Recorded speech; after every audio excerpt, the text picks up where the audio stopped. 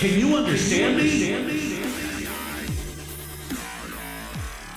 Hello everyone, Kier here, and welcome to the InfiNOT podcast. I'm focused on the casual nature of the game, and each week I discuss the new patch, the new card, and my feelings on the game. Let's hop into it. So this week, it's pretty relaxed. We only had 2 notable things happen. No, I guess 3, but one of them we've already seen before. So I'll briefly go into it. We have a new card, Speed. We have a new patch, which focuses mostly on like bug fixes and things, and then we also have the new league that's out right now for Jeff Week. So let's dive in. Speed is the newest card to come out, and he is a 3/3 with a text that says ongoing +1 power for each turn in which you spent all your energy. I have to say, at first, I was really reluctant to get the cards this season because I wanted to save for the future. But the fact is, I can't get over it. The Young Avengers really made an impact on me when I was in middle school going into high school. And those comics were just so integral to my experience that I've decided that I'm getting every card this month. I have saved up 12,000 collector's tokens over a long period of months, and I'm going to spend them this season just so that I can get everything. I already bought Wiccan, and I also bought Speed, and I'm going to have enough Spotlight caches to get Hulkling next week. And so far, I'm not regretting it.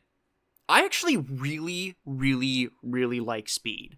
At first, I was concerned about the amount of fun that I would have with Speed and how necessary he would be in decks, because I already have Gladiator, and I feel like a 3/8 pretty reliably is good. But there is no risk with Speed. No risk. It's a card that rewards you for getting your curve out. And if you build the deck with the intention to curve out, Speed is such an easy inclusion. And he doesn't rely on Quicksilver and Domino in the same way that Wiccan might. And there's still, of course, debates going on whether those cards should or shouldn't be included. But I have to say, I replaced Gladiator in those lists, and it feels so good. I did have to modify 2 of my decks to make sure that the curve was more even in order to squeeze him in, but it really feels great. I very rarely see Speed lower than a 3/7, and at that point, you're just really happy. So, he's great.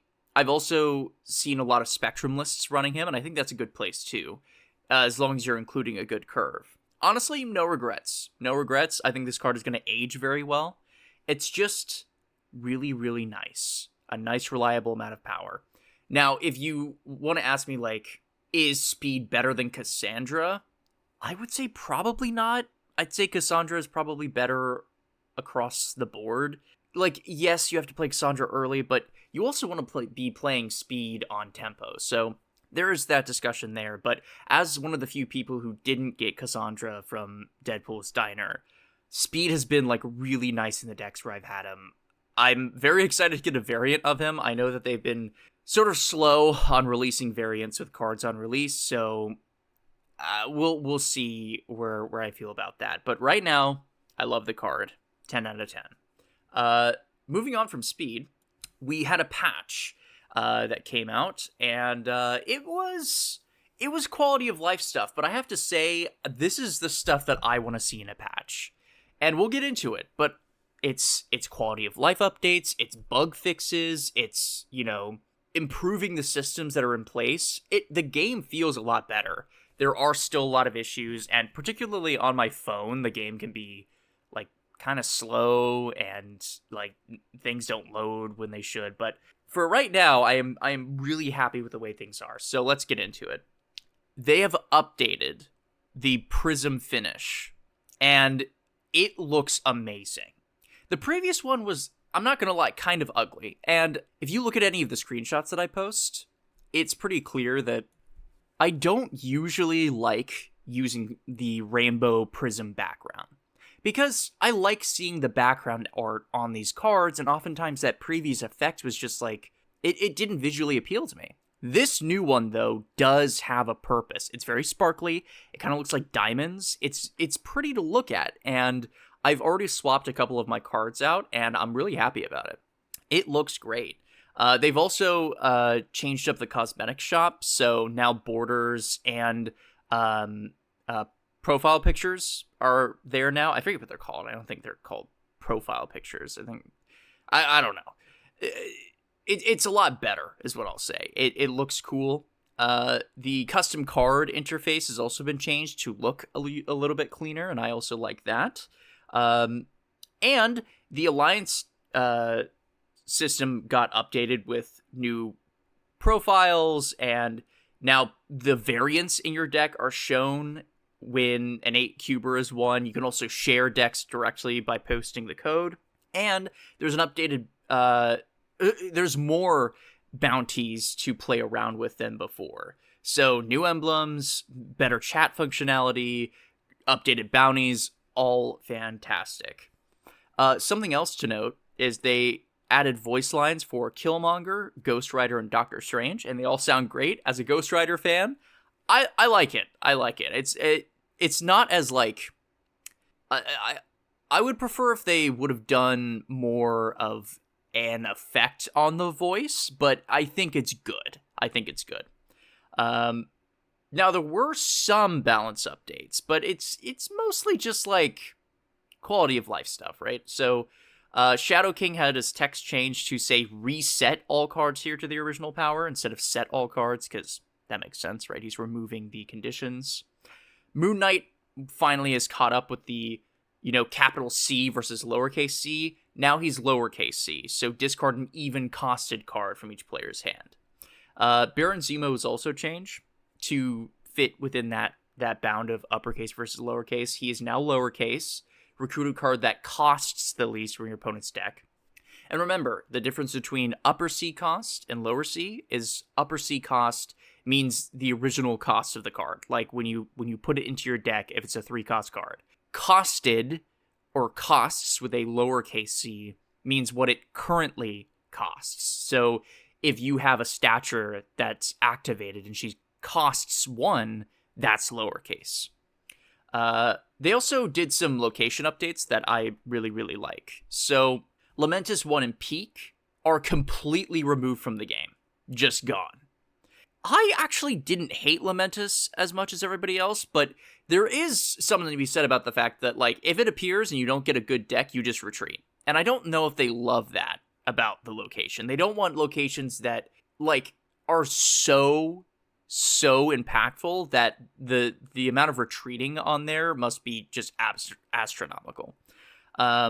District X was also interesting. So apparently the feedback that they've gotten on District X, which changes your deck into a bunch of random cards, is that newer players love it because they get to play with a bunch of cards they've never seen before. But older players find it really annoying because it prevents them from playing the cards that they already own, right? So now it no longer appears in games for a majority of players, but it'll show up for those early in their Marvel Snap journeys.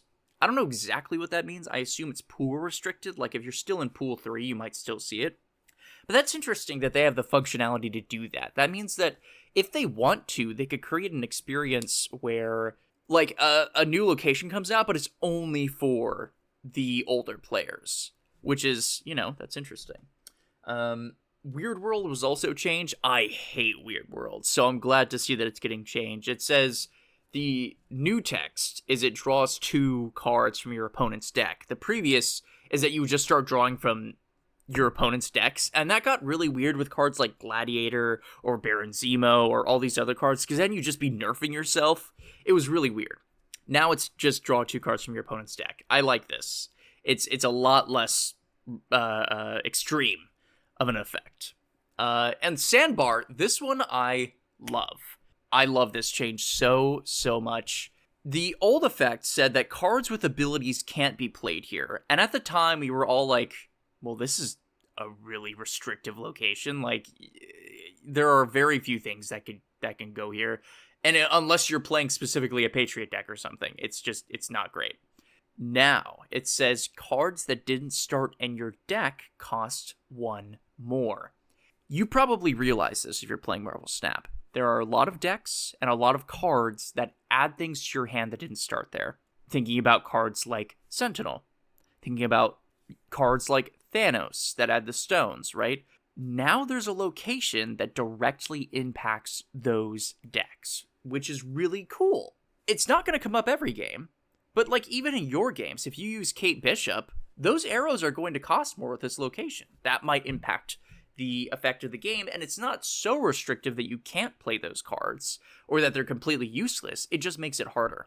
I think in particular, the elephant in the room is Arishem and Loki, right? So both of those are going to be nerfed when this location pops up. So like if I'm in a game against a Loki deck and it pops up, I'm like, woohoo! It's like a free Mobius. It's awesome.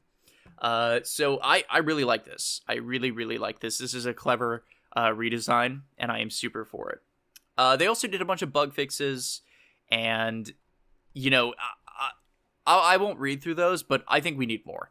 I just think we need more. It's getting really tiring on my end, trying to open my phone. It takes like a minute and a half to load, 2 minutes to load, and then when I finally get in the game, all the assets have to load. And then once you press play, like, sometimes the shop menu will show cards in your face, and then they'll disappear. It's like, it's really buggy. And I understand that they're doing their best and they're trying to pump out cards right now. But it's nice to see that they're taking a step back and looking into fixing these issues. So I really appreciate that. As for the rest of the week, Jeff Week has started, and it has a bunch of like titles and login rewards that are okay. I got a free blue border, which was cool. And they have a new bundle.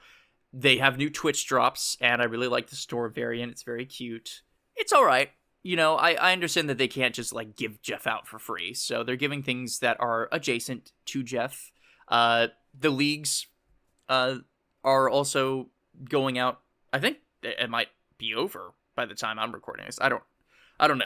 Actually, no. I think it ends tomorrow. So, very cool. I don't know off the top of my head if they fixed the win trading issue. I think they did, but I mean, regardless, I'm not a huge fan of leagues. I'm gonna participate just by playing the game anyway. So if I get something, I get something. I hope I get a border or something. I love the new border effects and things, and I think that's it. So thank you for listening. If you do want to rate this podcast, it helps me out. Please leave any comments or suggestions. It really, really matters to me. And if you want to, like, send me a message directly, I am on Twitter, at Kiernimbus. I'm also on Threads. I'm going to start using that more, because Twitter is sort of a hellhole right now. I hope to see you guys next week. And if there's one thing that you can remember, it's that I'm InfiNOT. Thanks for listening.